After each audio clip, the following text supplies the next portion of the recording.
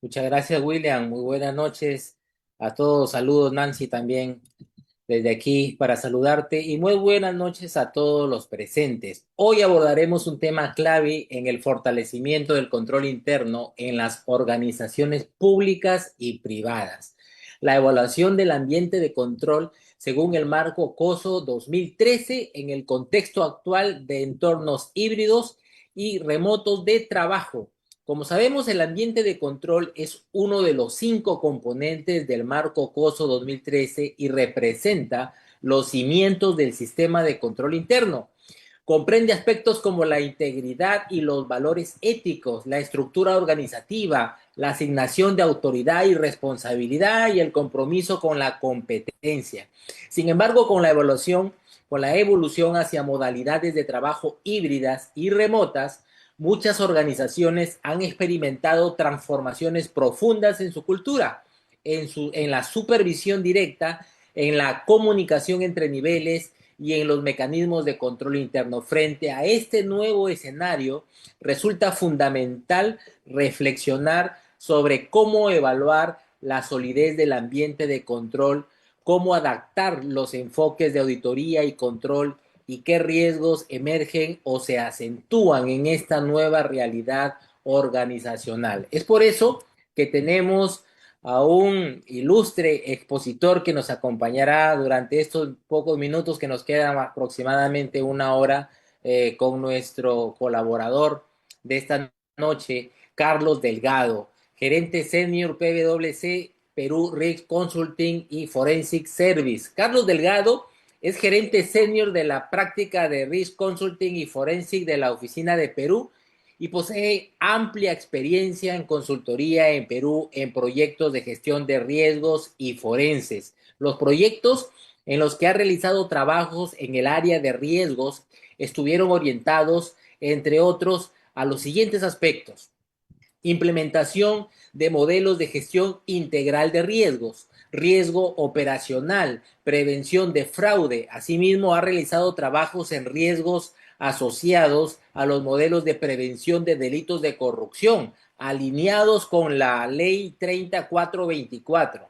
También la elaboración de diagnósticos de las prácticas de gestión de riesgos para empresas de diversos sectores, apoyo a área de auditoría interna en la implementación de metodologías y enfoques basados en riesgos, aplicación de los modelos de control interno y administración de riesgos emitidos por las organizaciones COSO-ERM, incluyendo el diagnóstico y apoyo con la implementación de programas de SOX, ejecución de revisiones especiales orientadas a aplicar técnicas de análisis para la evaluación de indicios. En realidad me quedo corto con la trayectoria que tiene nuestro amigo Carlos Delgado, quien tendremos el gusto de apreciar su presentación esta noche. Y sin más preámbulo, lo dejo, estimado Carlos, con tu público que está ansioso de escucharte esta noche. Adelante, Carlos. Muchas gracias, César. Buenas noches con todos. Un placer poder acompañarlos. Bueno, de la presentación del CV ya voy a enviar un resumen para la próxima un poco más corto porque no nos deja mucho tiempo ya para la exposición, creo. No, en realidad, de hecho, muchísimas gracias al colegio y de hecho por la invitación. Y como bien mencionaste, César, pues el tema del control interno es un tema que sí está presente en todas las organizaciones sin importar cuál es el tamaño, ni el giro, ni la industria, ni si es organización con fines de lucro, sin fines de lucro, etcétera, ¿no? Entonces, es aplicable para todo tipo de organización y también para cualquier tamaño de organización, y obviamente con sus ajustes, todo es en función al tamaño y a la realidad de las empresas, ¿no? Entonces, vamos a recorrer un poco justamente qué es control interno y vamos a ir haciendo un poco de énfasis justamente en aquellos aspectos que mencionabas como son justamente el tema, por ejemplo, de cómo en un ambiente híbrido y remoto también esto ha sido afectado o cómo es que ha cambiado, ¿no? Entonces, ¿qué tenemos como control interno? Y eso es primero con lo que quería empezar en esta charla, ¿no? Básicamente, como control interno, tenemos una definición. El control interno dice que es el proceso realizado por el directorio. Ojo, ahí ya empezamos con el tema de que es sí, un proceso más en la organización. O sea, así como tenemos un proceso de compra, tenemos un proceso de ventas, tenemos un proceso de gestión, de planeamiento estratégico, hay un proceso de control interno, ¿no? Y por eso dice realizado por el directorio de la gerencia y el personal de la entidad.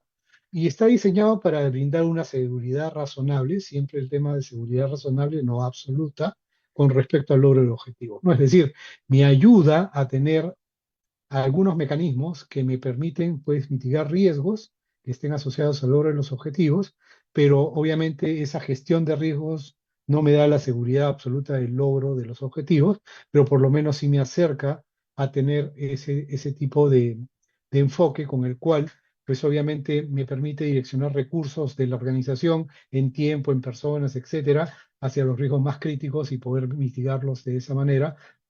Y bueno, aquí hay una pequeña precisión adicional, enfocado en el logro de objetivos, pero vemos que acá, a diferencia quizá del ERM, que en algún momento también eh, pudimos conversar en otro panel, de hecho acá los objetivos son más específicos, ¿no?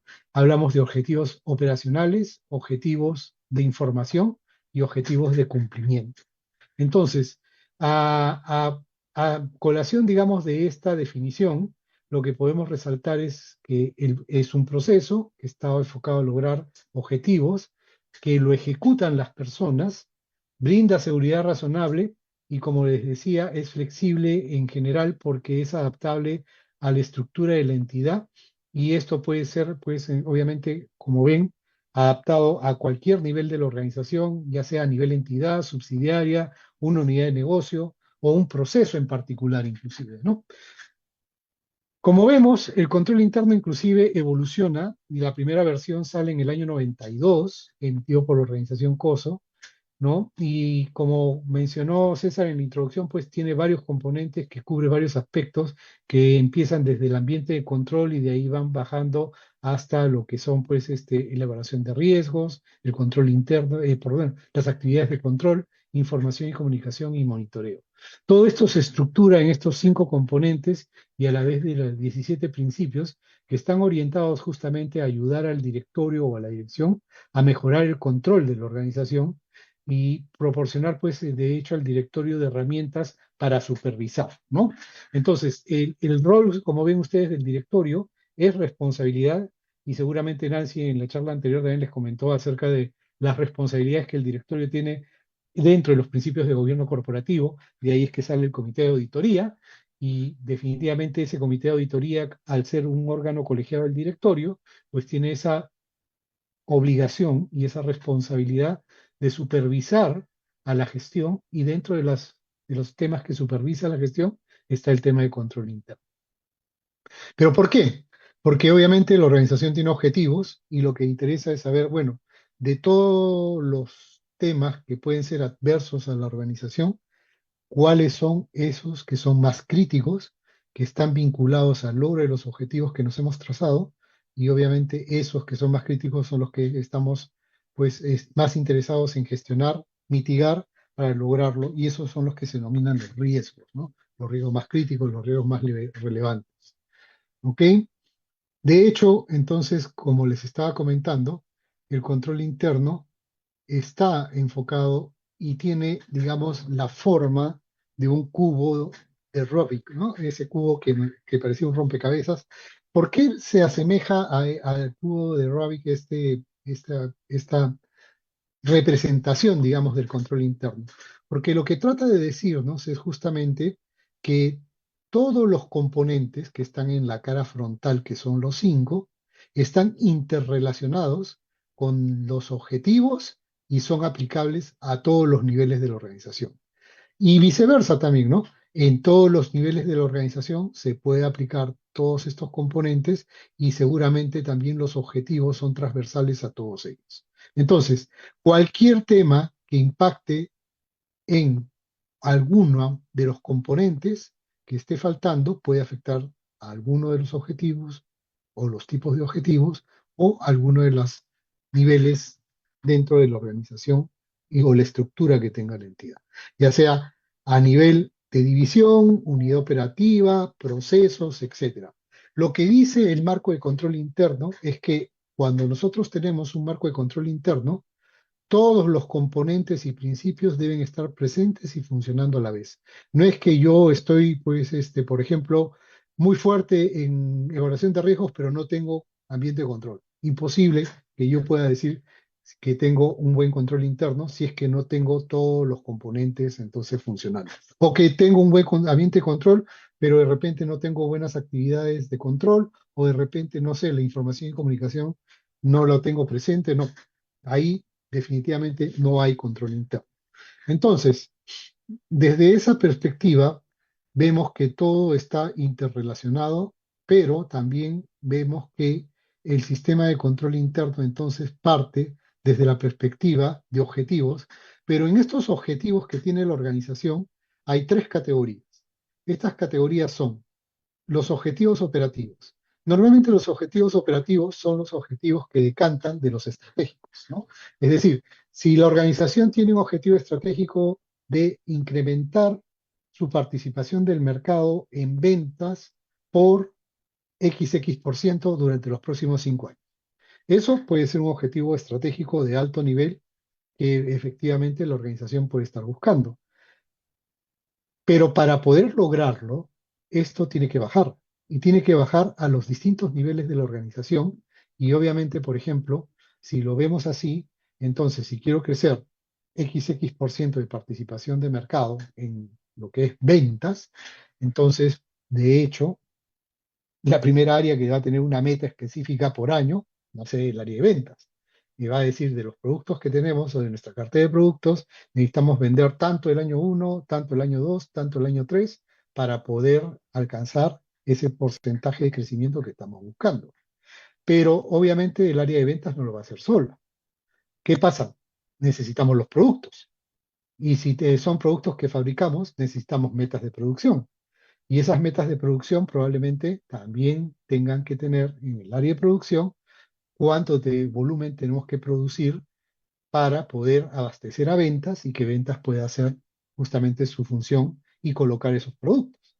Pero ¿qué sucede? Para poder también hacer eso, pues el área de producción necesita insumos, necesita materia prima, que el área de logística le tiene que proveer a través de un proceso con el cual probablemente, pues sí, también tenga sus metas de cómo colocar o cómo gestionar inclusive el inventario de ciertos materiales, cierta materia prima, ciertos insumos, ciertos suministros que se necesita para todo el proceso de producción, porque si no tampoco vamos a tener lo que necesitamos para producir y obviamente tampoco, si no lo tenemos, vamos a poder vender. Y así sucesivamente, como ven, entonces los objetivos que pueden hacer de un objetivo grande a nivel estratégico se van desmenuzando y cada una de las áreas va a tener sus propios objetivos.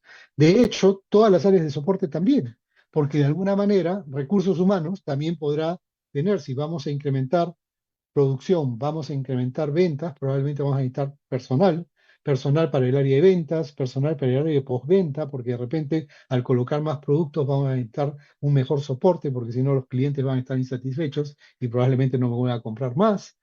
De repente también tengo que incrementar mi capacidad de planta o estoy proveniendo un nuevo producto y tengo que poner personal especializado para de repente implementar la planta, entonces también tengo que contratarlo, etcétera. Entonces, todas las áreas intervienen, ¿no? En esa, digamos, bajada que tienen o esa, digamos, esa definición operativa que nace de un objetivo estratégico. Como ven, es varia, ¿no? Entonces, así como hay operativos, también hay de reporting. ¿Qué significan los objetivos de reporte? Estos ya no son objetivos que van a encontrar en un plan estratégico, porque el objetivo de reporte es que la organización pueda distribuir y pueda, de alguna manera, presentar a todos sus stakeholders información confiable, financiera y no financiera. Entonces, de tal manera que yo no voy a poner en un objetivo estratégico, quiero a partir de este año presentar información confiable. Eso es imposible, ¿no? O sea, nosotros asumimos que eso está implícito en la organización, porque de hecho, pues obviamente si recibimos información de la empresa, ya sea para tomar decisiones, ya sea porque somos un stakeholder o porque es un regulador o lo que sea, se supone que va a ser información fidedigna, exacta, ¿no? Y confiable al 100%. Igual con el tema de compliance. Acá lo que también como objetivo implícito es que la organización cumpla con las normas y regulaciones internas y externas. Entonces, tampoco es que voy a tener un objetivo de voy a cumplir a partir del próximo año con las normas que me tocan, ¿no? Eso está implícito y siempre lo hago, pero ¿qué es lo que nos dice esto? Que el control interno debe gestionar aquellos riesgos que me impidan lograr los objetivos operativos, como vemos desde la perspectiva operativa, ya como los ejemplos que hemos dado, los controles que me permitan asegurar que la información que emito es confiable y cómo me aseguro de ello, información financiera o no financiera, y finalmente cumplimiento igual. ¿Qué controles tengo en la organización para asegurarme que identifico los cambios normativos, los, los temas que puedan estar asociados a que yo siempre estoy alineado con la regulación tributaria del sector, etcétera, que corresponde a la empresa según el giro que tengo y que estoy asegurándome que efectivamente la estoy cumpliendo y estoy alineado con ello? Entonces, como ven, estos objetivos, entonces se le aplica a todos estos componentes y aplican a todos los niveles de la organización. Principalmente, quizá la diferencia más grande entre la versión del 95 que emitió la organización COSO con la versión del 2013 está en que la versión del 95 estaba muy focada a información financiera en cuanto a lo que era el objetivo de información y confiabilidad de información. Como vemos acá, la información ahora con esta versión de 2013 hace mucho énfasis en que puede ser financiera y no financiera, de uso interno y de uso externo, ¿no? Como ven acá, los objetivos de presentación para la información financiera externa, pues obviamente qué controles tengo para asegurar que toda la información fluye a través de los procesos y llega a la contabilidad y que emito los estados financieros con información exacta y oportuna, ¿no? Y confiable, o desde la perspectiva interna también, los informes financieros por división, los análisis de rentabilidad, los cálculos de Covenant o lo que yo utilice, lo que sea, para también informar a la gerencia o al directorio acerca de cómo va evolucionando la organización y es lo que se va presentando. Entonces, no solamente nos quedamos en estados financieros, como ven, sino también información financiera que es de uso interno. Lo mismo pasa con la información no financiera. La información no financiera que puedo estar presentando externamente, como pueden ser los mismos informes de control interno, los informes de sostenibilidad, ¿no? En general, o temas relacionados con la cadena de suministro. Esos temas también tengo que tener qué controles tengo para asegurar que cuando emito un informe que puede estar conformado para un regulador o puede ser para la memoria anual de la organización, igual tiene que ser información confiable y que de hecho afecta, en caso de que no sea así, muy fuerte la reputación de la organización y finalmente puede, digamos, generar un daño muy, muy, muy, muy grande con ello, ¿no? O la información interna.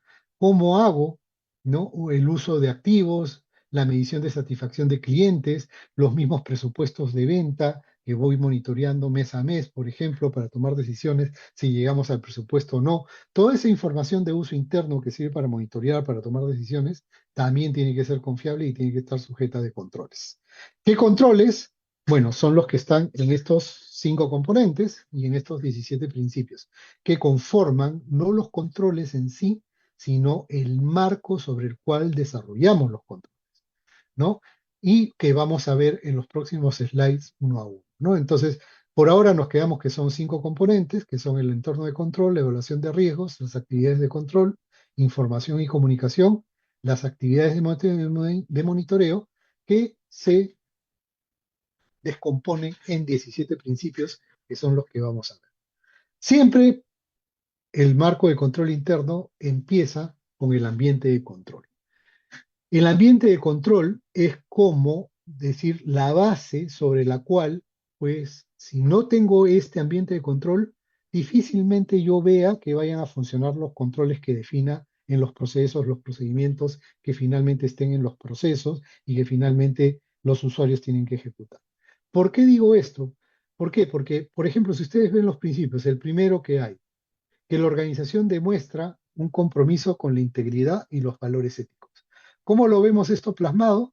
Definitivamente eso está plasmado en la organización a través de lo que es el tono adecuado desde el directorio hacia abajo, las normas de conducta, que van a estar seguramente en un código de ética, en un reglamento interno de trabajo, cómo se evalúa el cumplimiento de esto, porque no necesariamente es un libro que finalmente está ahí y que nadie lo ve sino hasta el día que se va después de que lo recibió el primer día que entró, ¿no? Y eso pasa en algunas organizaciones cuando no tienen esquemas adecuados de evaluación de cumplimiento y obviamente también de actualización, ¿no? A su personal de estos temas. Recibo mi código de ética el primer día que entro y después lo guardo en el cajón del escritorio y lo saco el día que me voy de la organización, ¿no? O también atiende las desviaciones oportunas, que significa, y seguramente ya lo han hablado también en algunas charlas con el tema de lo que es, por ejemplo, qué pasa si hay comportamientos no éticos, canales de denuncia, qué significa recibir una denuncia y cómo es que efectivamente eso se atiende, ¿no?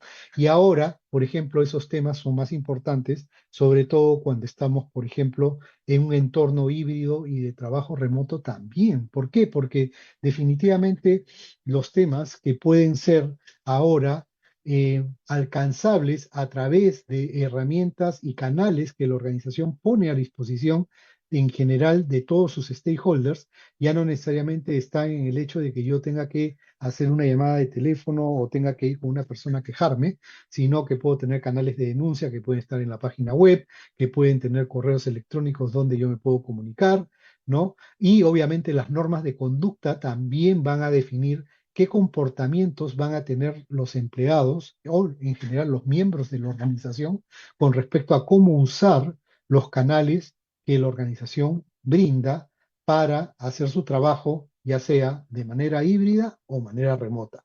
¿Cómo es que uso, por ejemplo, el tema del tiempo con respecto a cómo, por ejemplo, si estoy en un trabajo remoto y no estoy en la oficina presencialmente, cómo es que llevo mis reuniones con los miembros de la organización o con clientes o personas externas de la organización, cómo debo comportarme, cuáles son los canales que debo usar, qué debo presentar y qué no debo presentar, etcétera. Todos esos temas empiezan también ya a ser, digamos, más de alguna manera definidos cuando también tenemos canales que no eran los tradicionales hasta antes del 2020 que empezamos todo este tema y esta revolución que hubo a partir de la pandemia con las cuarentenas y cómo esto empezó con el trabajo remoto, ¿no? Inclusive algunas organizaciones, por ejemplo, actualmente sí mantienen el tema del trabajo remoto a pesar de que tienen presencialidad obligatoria porque son, por ejemplo, entidades que tienen planta de producción. Entonces, obviamente, los obreros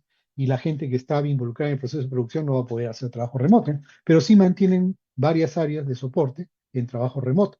Entonces, podemos ver que efectivamente las organizaciones inclusive tienen una combinación entre trabajo remoto y trabajo presencial, dependiendo de las personas. Y bueno, ¿y quién hace toda esta supervisión de que todo esté funcionando?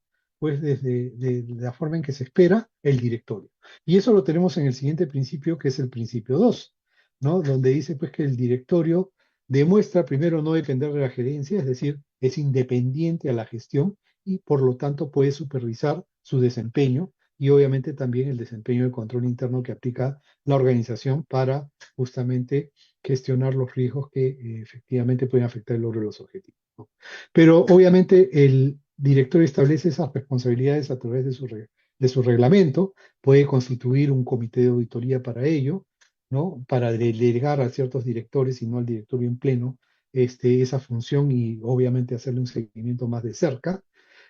Y obviamente para eso necesita pues que los miembros tengan la pericia técnica relevante para poder cuestionar o para poder, digamos, de alguna manera rendir cuentas y supervisar el trabajo que están haciendo las áreas asociadas al tema de control interno.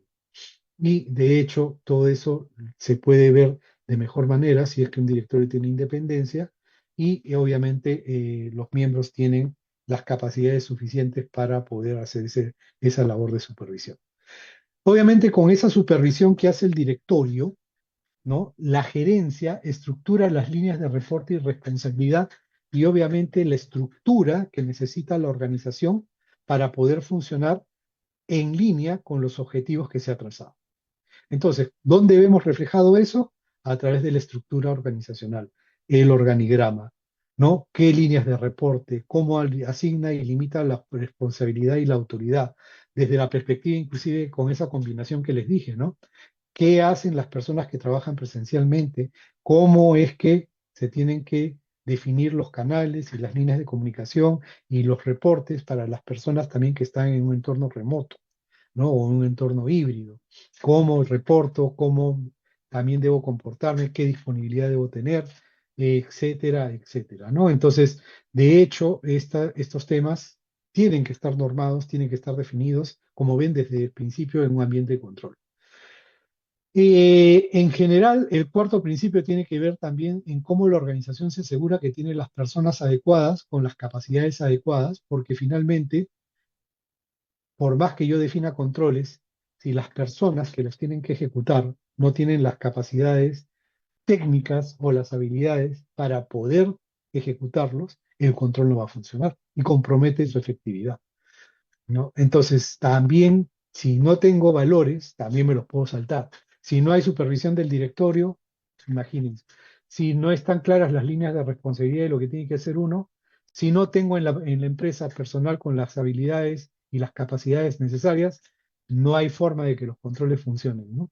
Y así hasta llegar al quinto principio también, que las personas cumplan con sus responsabilidades. Eso significa, el cuatro es cómo hago que las personas, mejor dicho, cómo hago para atraer a las personas adecuadas, tiene que ver con todo lo tema de selección, perfiles de la organización, qué necesito para esos perfiles. Ahora con lo que estoy inclusive en una modalidad remota donde ya utilizo otras herramientas, probablemente el tema del perfil de la persona que debe entrar a mi organización ha cambiado, ha evolucionado. Ahora necesito ciertas otras capacidades adicionales, ¿no? Pero también no solamente es traer, sino cómo desarrollo a los que ya tengo, porque también tengo personal que ha venido desde antes, entonces también, obviamente, la persona viene con ciertas capacidades que en un momento determinado, cuando esté en la organización, tiene que empezar a también actualizarse, entonces, cómo desarrollo a la persona que está dentro de la organización y también cómo hago para retenerlas y no sea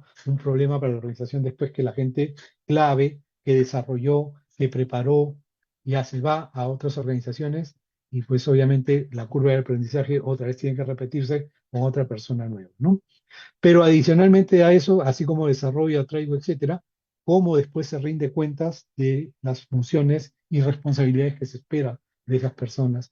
Y en el tema de ambiente de control, pues cómo las responsabilidades de control interno también están incluidas en las evaluaciones de desempeño, por ejemplo, ¿no? Para efectivamente solicitar cuentas, porque al final el tema de concientización, el tema de evangelización, como se denomina, pues ya es algo que no funciona por sí solo, porque en realidad la cultura, como ven, se crea y se difunde de arriba hacia abajo, y obviamente la única manera también de que la cultura cale en la organización y se mantenga es cuando la persona, después, en base a esa cultura que dice, yo espero estos comportamientos de las personas que conforman la organización, estas es las funciones y responsabilidades de la posición, y así en línea con ello se pide cuentas, pues definitivamente ahí es donde se consolida, ¿no? Eso con relación al primer componente. El segundo componente, que tiene que ver ya con la evaluación de riesgos, también tiene otros cuatro principios y, bueno, parte del hecho de que específicamente la organización pues establece objetivos, ¿no? Y esos objetivos pues permiten, obviamente, identificar riesgos, porque al final, por definición, el riesgo no es otra cosa sino la situación o el evento que puede afectar el logro de un objetivo. Y como habíamos visto, ¿no? Hace un rato, si el objetivo era crecer XX% en lo que es la participación de mercado, empiezan a ver los procesos de venta, de compras y todo lo demás, los riesgos, por ejemplo, de que la materia prima no sea comprada a tiempo y que llegue tarde y que obviamente eso retrase o afecte el plan de producción, eso ya es un tema que hay que ver qué controles tenemos para identificar las posibles situaciones que pueden generar que ese riesgo se materialice, ¿no? Y obviamente con el control poder mitigarlas. Entonces, el objetivo es el que me da justamente la posibilidad de poder hacer un análisis de riesgo adecuado. Porque yo sabiendo a dónde quiero llegar, puedo decir qué es lo que me impide llegar y cuáles son los riesgos, entonces, que estarían alrededor del logro de ese objetivo. Que no compre materia prima a tiempo, que no tenga la planta funcionando al 100% y tenga muchas paralizaciones por falla de equipos críticos, o que no tenga las ventas adecuadas porque justamente no se cumplió con el plan de producción y no tengo stock para vender, ¿no? Esas cosas son las que tengo que justamente mitigar porque son los riesgos que pueden afectar el logro de los objetivos, y los mitigo a través de los controles. Entonces, lo que sí no podría hacer es un análisis de riesgo adecuado si es que no tengo objetivos, porque finalmente los objetivos, si no los tengo claros, pues simplemente lo único que puedo hacer es una lista de cosas malas que pueden afectar a la organización, que pueden ser cientos o miles, y finalmente cómo hago para priorizar los recursos escasos que tengo como organización para poner los controles en aquello que es lo más crítico y obviamente mitigarlo y poder lograr los objetivos. Si no tengo los objetivos claros, simplemente voy a tener uso de recursos en controles que no necesariamente son los más críticos, y obviamente eso va a hacer que no tenga un norte y finalmente tampoco cómo priorizar recursos y enfocarlos en lo más importante, ¿no? Entonces, si yo tengo objetivos, ahí entra el siguiente aspecto. Identifico los riesgos para el cumplimiento de esos objetivos, ¿no? Y básicamente, si identifico los riesgos, pues es la única manera en que puedo identificar actividades de control que finalmente son las que van a mitigar esos riesgos, ¿no? Pero claro, cuando yo hago ese análisis de riesgos, lo tengo que hacer transversal. Por eso también hay el principio en el cual ustedes, como ven, hago la evaluación de riesgos desde la parte operativa, si no compro materia prima, si no logro el plan de producción, pero también en los reportes, porque se toman decisiones en base a información interna. Si esos reportes con la producción definida o con la venta realizada al cierre de mes versus el presupuesto que sirve para que la gerencia vea cómo vamos evolucionando, y si vemos que hay desfases, tomar las decisiones y las acciones que permitan corregirlo. Pero si la información no consigue información fidedigna, sino que la información está adulterada, pues de repente el gerente de ventas, para no tener que rendir cuentas de por qué no llegó, de repente por ahí pues hace algunos artificios y finalmente nos pone que está al 100% del presupuesto de ventas cuando en realidad no es así. Entonces, ese tipo de cosas harían que la organización tome una, digamos, decisión equivocada, y de repente por ahí se da con la sorpresa más tarde de que efectivamente no lograron las ventas que esperaban o etcétera, ¿no? Entonces, importante por eso incluir también, porque eso es un tipo de fraude, en todas estas evaluaciones de riesgos operativos, de reporte y de cumplimiento, la evaluación de riesgo de fraude. Fraude, desde la lista de que el fraude no es solamente apropiación ilícita de activos, es decir, no solamente es que se roben dinero, que se roben activos, sino fraude también es presentar información adulterada, ya sea en los estados financieros, ¿no? Como ya hemos visto en algunos ejemplos típicos cuando, desde que nació Enron, por ejemplo, o que pasó el caso de Enron y nació con ello la ley de Sarbanes-Oxley, ¿no? Que había pues un tema de adulteración de información financiera que finalmente llegaba a los accionistas a través de reportes financieros adulterados, o también pues el hecho de presentar información inexacta a la gerencia para que tome decisiones. Todo eso de ahí, si es información no confiable o adulterada, es fraude. O el incumplimiento de normas y regulaciones también, a los casos de corrupción y todo lo demás, eso es fraude. Entonces, bajo ese esquema, la organización debe evaluar los cambios y obviamente aquello que impacta significativamente en su control interno. ¿Ya? Y finalmente, no finalmente, pero sí, digamos, para llegar a este tema que es las actividades de control, entonces, si yo tengo el ambiente adecuado que permite que efectivamente las actividades que control que defina, estoy con la seguridad que se van a ejecutar, hago la evaluación, la identificación y evaluación de riesgos adecuada, entonces definitivamente voy a tener las actividades de control orientadas y los recursos orientados hacia aquello que es más crítico, ¿no? Y obviamente eso significa que la organización selecciona y desarrolla sus actividades de control para mitigar los riesgos y obviamente también eso considera no solamente los riesgos de los procesos, sino los riesgos que hay, como dice el principio 11, asociados a las actividades de tecnología, ¿no? Y todo esto se implementa mediante políticas que establecen que lo planeado y los procedimientos facilitan la puesta en marcha de los procedimientos. ¿Qué significa eso al final?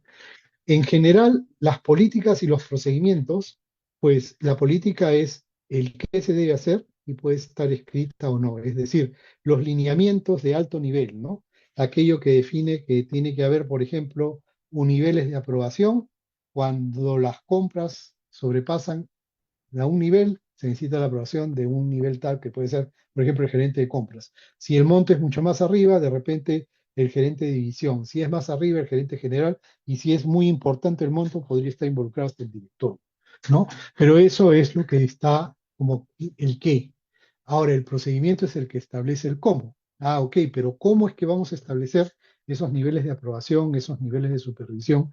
Y aquí también es donde mucho se ha afectado el tema de el trabajo remoto o el trabajo híbrido ha hecho que la organización tenga que cambiar sus procedimientos de alguna manera para pasar de lo que antes era posiblemente una interacción más directa del control entre las personas que interactuaban en un mismo ambiente o en una misma oficina, que estaban todos en un mismo local, que podían haber vistos buenos, revisiones inmediatas, etcétera. Ahora, cómo los procedimientos consideran pues que efectivamente esos controles que tienen que ver con el tema de revisiones, vistos buenos, validaciones, etcétera, también tengan ese peso suficiente para poder seguir funcionando de la manera en que se espera, ¿no?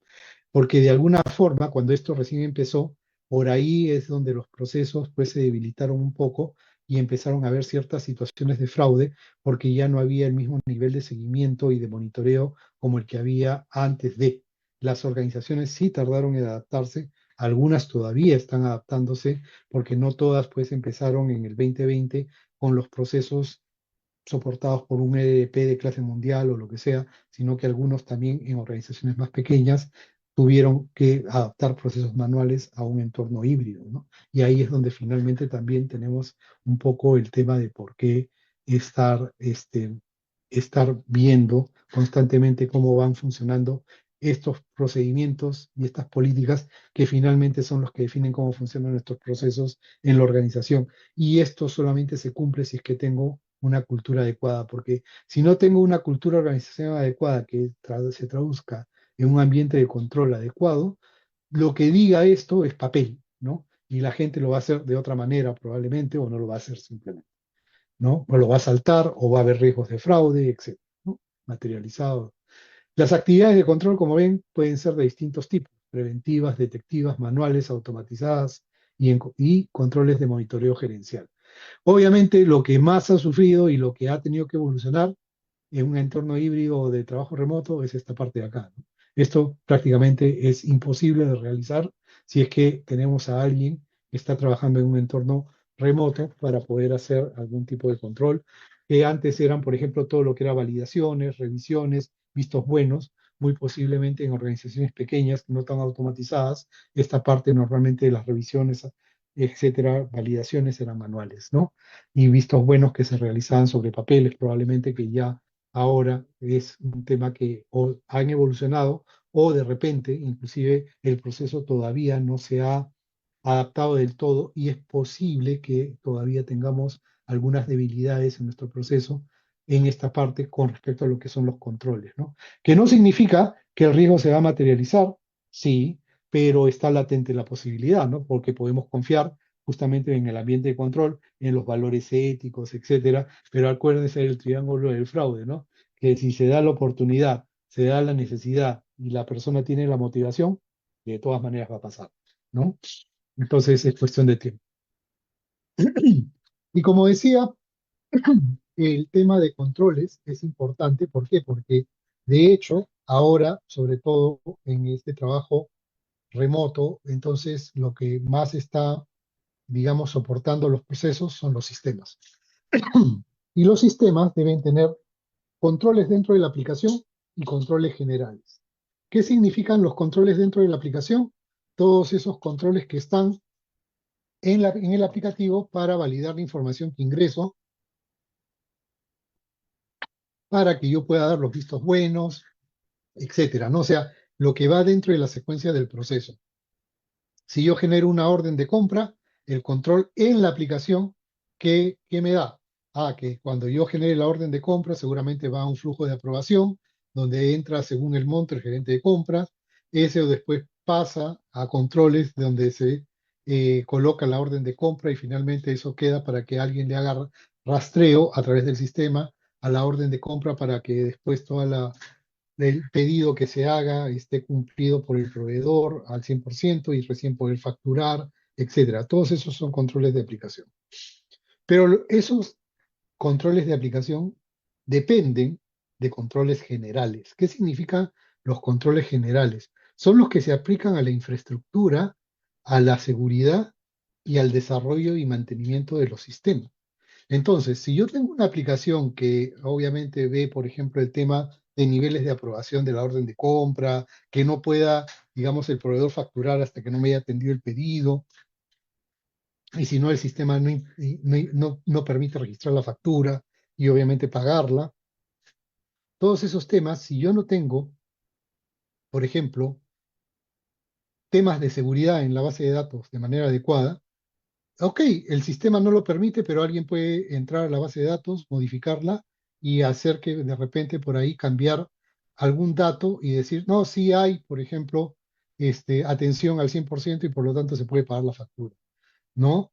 O en la infraestructura, imagínense, por ejemplo, también temas de seguridad, ¿no? Que alguien puede entrar al sistema operativo del servidor y hacer, por ejemplo, accesos o habilitar accesos a personas no autorizadas, o que personas que no autorizadas o que sí están autorizadas, pero no tienen una metodología adecuada ni controles adecuados para el desarrollo y mantenimiento de las aplicaciones, después cambian el código y ponen en producción por ejemplo, el módulo pero no funciona de manera apropiada, o de repente por ahí han, digamos, modificado el código de tal manera que justamente permite que alguien que no tiene los niveles adecuados pueda probar, y no por seguridad, sino porque el código de la aplicación también lo permite. Entonces son temas que hay que tener en cuenta y porque al final yo puedo cerrar la puerta principal con llave, con los controles de aplicación, y dejar, como dicen, la puerta falsa abierta en lo que se refiere a todo lo que es infraestructura, y obviamente por acá no podrán entrar, pero sí, por aquí igual pueden hacer las modificaciones, el fraude o los accesos que no se tienen. Adicionalmente a esto, que es los controles generales y la visión, digamos, tradicional de lo que era seguridad, de lo que era gestión de desarrollo y mantenimiento de aplicaciones, hay que sumarle el tema de ciberseguridad. Sobre todo ahora que tenemos el trabajo de entorno remoto, este tema cada vez es más complejo, ¿no? En general, el personal es el que está más expuesto a ataques de terceros desde la perspectiva de los phishings, por ejemplo, que pueden venir vía mensajes de texto en los celulares, vía portales falsos que alguna persona puede acceder, ¿no? Ustedes, de hecho, seguramente vía sus teléfonos celulares han recibido mensajes de dar clic a este enlace porque te llegó, por ejemplo, un paquete del correo y no tenemos tus datos completos, o tu cuenta bancaria necesita actualizar ciertos datos, y si uno da el clic, lo que está haciendo es entrar a un sitio malicioso que probablemente le esté poniendo algún malware a su teléfono o a su tablet. Y si en la tablet o en el teléfono tenemos aplicaciones y accesos a los sistemas y a la información de la empresa, imagínense que le estamos dando la puerta abierta al hacker o al tercero no autorizado a que pueda no solamente hackear mi teléfono e ingresar a mi información, sino utilizarlo como vía para entrar a los sistemas, bases de datos, etcétera, a todo lo que yo pueda, correo electrónico de la empresa, ¿no? Portales falsos igual. ¿Cuántas veces han habido portales que han sido falsificados? Y de hecho, la gente a veces entra al portal del banco, a ese que usa la gente de tesorería todos los días, pero si no tienen una cultura adecuada, por ejemplo, que la organización les pare, digamos, de alguna manera actualizando cuáles son las amenazas y cómo es que hay que usar correctamente, por ejemplo, el navegador para entrar al portal del banco, pueden caer en un portal falso. ¿Cómo? No hay que usar, por ejemplo, así un ejemplo simple, no hay que usar el buscador para poner el nombre del banco y en los resultados darle clic a la página del banco. Hay que escribir en el navegador, en la parte superior, la dirección exacta del portal del banco, porque muchas veces se han dado casos en los cuales justamente por los buscadores, los hackers han puesto sitios falsos y finalmente la persona ha caído pensando que está entrando del banco, pone sus contraseñas y finalmente pues pueden ser sujetos de fraude, ¿no? O inclusive correos falsos también. Han habido organizaciones que los hackers, por ejemplo, cuando entran a través ya sea de los correos, de los mensajes y ponen el malware, no necesariamente entran y atacan inmediatamente.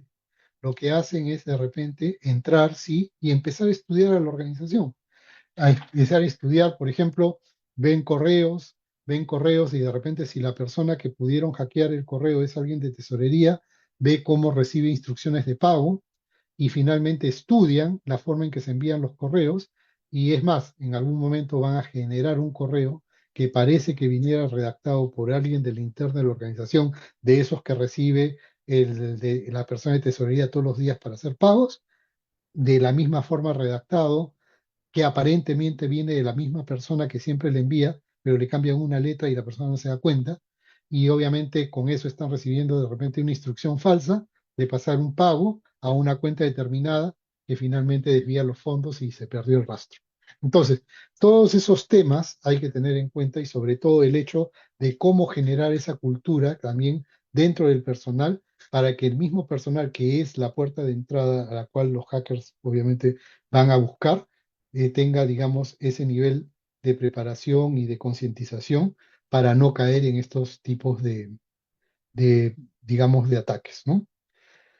Y bueno, ya de todo eso vienen los componentes de información y comunicación y acá sí, o sea, si ya tengo los riesgos, tengo los controles, pues obviamente también tengo que tener, digamos, los esquemas dentro de la organización que me permitan generar información de calidad relevante, ¿no? Para apoyar el funcionamiento del control interno. Muchas veces hay controles que dependen de información. Por ejemplo, el cálculo de impuestos por decir algo, del IGB, si no tengo un reporte que sea confiable de todas las ventas y todas las compras para en función a eso calcular cuál es el IGB que tengo que pagar, entonces pues puede estar cayendo en un tema también de una contingencia tributaria, porque de repente salió el reporte y me dijeron, uy, mira, sí, funcionó mal el reporte y no tuvimos todas las facturas emitidas en el mes. En realidad no se consideraron las de los 3 últimos días y así pagué el IGB. Y obviamente eso después SUNAT me puede generar una contingencia y poder de ahí tener multas, sanciones, etcétera, ¿no? Ahora, eso es con cuanto a la organización, cómo genera, para que finalmente también los controles que yo tengo de que alguien valide el cálculo y todo lo demás, cómo es que finalmente revisan y todo, pues tenga también la base suficiente para poder hacerlo. Si no, parto mal de la base, el control también va a funcionar mal o que también yo pueda comunicar internamente, ¿no? Todo lo que es necesario para el funcionamiento en sí de lo que es el monitoreo de los objetivos, de cómo lo que estoy logrando, es decir, todos esos reportes que decíamos de cómo va el avance de la venta, etcétera, que son reportes de control, de monitoreo, tienen que ser también confiables, ¿no? Y cómo también, así como comunico la interna, comunico la externa. Es decir, al regulador, a mis stakeholders externos, que pueden ser los propios accionistas o cualquier otro tercero como un regulador también, cómo comunico justamente la información que ellos me solicitan. Para llegar a completar que todo esto esté funcionando, es decir, cómo me aseguro que el control, que el ambiente de control, que la evaluación de riesgos, que todos estos 4 componentes funcionan, es a través de las actividades de monitoreo. Las actividades de monitoreo son evaluaciones que tiene que hacer la entidad y que pueden ser periódicas o que pueden ser, digamos, también inopinadas, es decir, en cualquier momento sobre cómo se asegura que todo esto está funcionando. Y parte de esa labor también la desarrolla el auditor interno, ¿no? Cuando usted, de hecho, con un plan de auditoría basado en riesgos para evaluar los controles, es parte de esa actividad de monitoreo. Y así como eso puede haber otras, ¿no? Por ejemplo, podemos pedir como organización un diagnóstico del nivel de implementación, por ejemplo, de control interno en línea con esta mejor práctica para ver también si estamos bien o nos falta o estamos, digamos, por ahí con alguna debilidad en alguno de los componentes, ¿no? Y también es cómo al final evalúo y comunico esto de manera oportuna a los responsables para que se tomen las medidas correctivas. Entonces, no solamente es evaluar, sino también cómo a la interna también comunico para que finalmente se hagan las medidas o se apliquen las medidas oportunas y poder ajustar lo que haya que ajustar y asegurar pues que efectivamente el control interno lo tenemos siempre de alguna manera en un esquema en el cual hay una mejora continua, si hay algún problema se soluciona o se trata de solucionar de la manera más oportuna posible, ¿no? Y eso es un poco digamos, la presentación que tenía preparada para ustedes el día de hoy con respecto a lo que es control interno. Y bueno, si hubiera alguna consulta, con todo gusto para poder absolverla y comentamos, ¿no? Agradecemos tu brillante exposición, estimado Carlos. Queda claro que el desafío actual no es solo mantener los controles tradicionales, sino replantearlos desde una cultura organizacional, la tecnología y la gestión del desempeño a distancia. El ambiente de control hoy requiere liderazgo ético aún más visible, claridad en la rendición de cuentas y mecanismos de seguimiento reforzados. Y efectivamente tenemos algunas consultas por parte de tu público que ha tenido a bien estar presente esta noche y una de ellas nos dice, por ejemplo, ¿cuáles son los elementos del ambiente de control según COSO 2013 que considera más vulnerables en entornos remotos? En general, digamos, yo creería que todos se ven afectados de alguna manera, porque el tema del control interno está en el hecho de que el cubo, como ven, todos los componentes están interrelacionados entre sí. Entonces, si algo afecta, por ejemplo, el tema de los controles a nivel de sistemas, es porque de repente por ahí hay alguna persona en la cual o no tiene los niveles o los skills adecuados para ejecutar un monitoreo, por ejemplo, en el tema de seguridad o no tiene los valores éticos y finalmente se desprende en un esquema de fraude o no se comunica o se informa adecuadamente. Entonces, de hecho, en un entorno, digamos, de trabajo remoto, todos los componentes son vulnerables desde la perspectiva en que yo tengo que aplicar el ambiente interno bajo todos los principios que hemos visto, tengo que desarrollar la evaluación de riesgos, tengo que identificar esos riesgos que ahora se presentan, tengo que definir los controles para mitigarlos, esos nuevos riesgos que hay ahora bajo un esquema así de trabajo como el que tenemos, y también tengo que reportarlos y monitorearlos. O sea, al final el tema es que el control interno bajo los cinco componentes, todo se interrelaciona y de hecho, cuando algo afecta a uno, al final hace que el control interno como tal no funcione, ¿no? Y como ven, es un tema de no solamente identificar riesgos, sino también ver cómo la organización se prepara para tener, digamos, esos temas también presentes desde la perspectiva de valores, desde la perspectiva de nuevas, digamos, habilidades técnicas que tiene que tener la gente y así como eso también cómo evalúa desempeño finalmente, ¿no? Gracias por tu respuesta. Tenemos otra pregunta del público que nos dice, ¿qué indicadores o señales podrían alertar sobre un debilitamiento del ambiente de control en un esquema híbrido? Importantísimo ahí, por ejemplo, uno de los temas que hay es el monitoreo. El monitoreo, cuando hablamos, no solamente es cómo monitoreamos que el sistema de control interno funcione, sino también cómo monitoreamos que los controles están funcionando.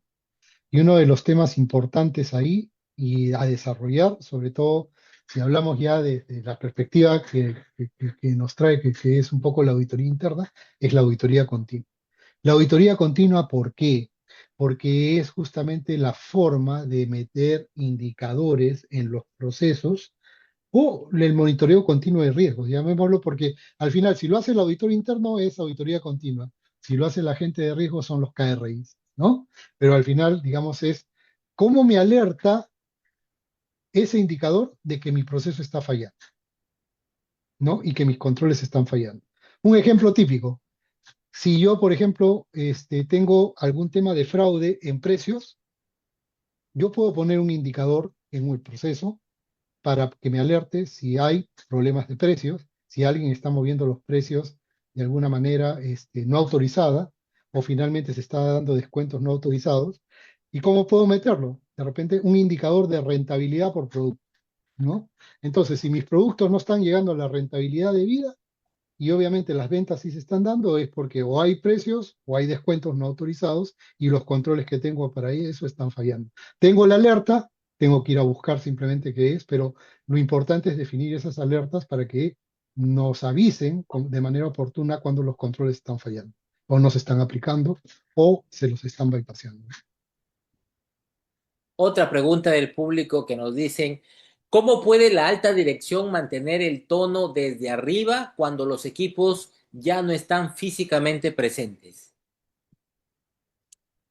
Sí, ese es, digamos, el tema que de hecho siempre ha sido la gran duda con respecto al trabajo remoto, ¿no? O no presencial, ¿no? ¿Cómo controlo a mis equipos? En general, dependiendo mucho, obviamente, del tipo de, de industria o de negocio, lo, lo más aconsejable es tratar de ver este tema. Ha evolucionado un poco el monitoreo de desempeño ya no a cumplimiento de un horario, sino a un tema de monitoreo por objetivos, ¿no? Entonces, de alguna manera, si no somos gente que tiene que estar atendiendo al público directamente de un horario determinado, al final es cómo monitoreamos el logro de objetivos, es decir, cómo definimos objetivos para que el personal los cumpla y cómo monitoreamos el logro de esos objetivos. Y de esa manera, si la persona, inclusive, si está en un entorno híbrido en el cual puede administrar su tiempo, la persona puede trabajar de 9 a 6, como puede decir, ¿sabes qué? No, a mí me gusta trabajar de 6 a 3 de la mañana. Si yo cumplo con lo que tengo que cumplir, doy los resultados que están esperando, pues definitivamente esa es la mejor manera de controlar. Y se da cierta flexibilidad, que es también un poco lo que el entorno híbrido o remoto a veces también da como una ventaja, ¿no? La flexibilidad en la cual una persona puede hacerlo. Pero lo importante es, para el monitoreo, ya ha evolucionado hacia un esquema de monitoreo por objetivos, ¿no? Se definen las tareas, se definen fechas, plazos y obviamente sobre eso se monitorea. Interesante respuesta, Carlos. Seguramente que has colmado las expectativas. Y tengo una última pregunta para ti. Desde la perspectiva del auditor interno, ¿qué ajustes metodológicos recomendarías al evaluar el ambiente de control en organizaciones con trabajo remoto o híbrido? Mucho depende de los riesgos del nivel de automatización que se tenga, ¿no? Pero definitivamente quizás ahí lo que hay que hacer evolucionar es desde la auditoría basada en riesgos, en la cual el auditor hace las evaluaciones de riesgos, porque no existe una evaluación de riesgos de la organización y el auditor interno se ve obligado a hacerla. Es migrar hacia una auditoría basada en riesgos, basada en las evaluaciones de riesgos que hace el propio negocio, donde sí, ahí sí vamos a tener de primera mano, pues cuáles son las situaciones más críticas y de hecho, pues tiene que estar asociada a principalmente también un poco de énfasis en qué aspectos de ciberseguridad estamos, digamos, enfocando dentro del plan de auditoría interna, qué aspectos de seguridad de la información y controles generales, ¿no? Además de lo que ya vemos normalmente de cómo funcionan los procesos, ¿no? Pero yo creería que sí tiene que ir reforzado también hacia el hecho de cómo estamos creando cultura dentro del personal con respecto a con lo que es prevención en temas de riesgos relacionados con temas de seguridad, ciberseguridad, porque ahora, lamentablemente, digamos, no lamentablemente, mejor dicho, es así, ¿no? O sea, la persona puede estar trabajando en cualquier sitio y es más, o sea, se han dado casos, por ejemplo, de pérdida de información porque la persona se conectó en el Wi-Fi de un restaurante, de un café, a hacer cosas de la oficina y lo hackearon, ¿no? Entonces, desde ahí, inclusive, por ejemplo, miren esas cosas tan particulares, cómo es que desde la perspectiva de auditoría nos vamos viendo de cómo se incluyen estos temas, ¿no? Obviamente no vamos a ir a hacer ese tipo de prueba tan particular, pero sí cómo estamos creando cultura, cómo capacitamos a la gente para que sea consciente de cuáles son los riesgos que está enfrentando ahora bajo un esquema de este tipo. Estimado Carlos, la auditoría interna tiene un papel crucial en identificar debilidades, promover buenas prácticas y proponer mejoras al sistema de control adaptado a la nueva realidad. ¿Cuáles Así son tus es. últimas palabras para tu público esta noche, Carlos? No, bueno, por mi lado no me queda más que agradecerles por la atención y de hecho dejar abierta la posibilidad de que cuando quieran conversar de control interno, gestión de riesgos, pues siéntanse con la libertad de poder contactarme y simplemente poder intercambiar ideas y poder conversar al respecto, ¿no? Muchas gracias. Estuvo con nosotros nuestro amigo Carlos Delgado con el tema Evaluación del ambiente de control bajo COSO 2013 frente a entornos híbridos y remotos de trabajo. De nuestra parte, desde el Comité Técnico Nacional de Auditoría y Control de Calidad, te damos las gracias. Te agradecemos un fuerte abrazo desde aquí para ti, Carlos. Espero nos puedas seguir apoyando en otras ponencias más adelante con tu brillante exposición como la que ha sido esta noche. Un fuerte abrazo. Muchas gracias a todos, un abrazo también. Gracias, hasta luego.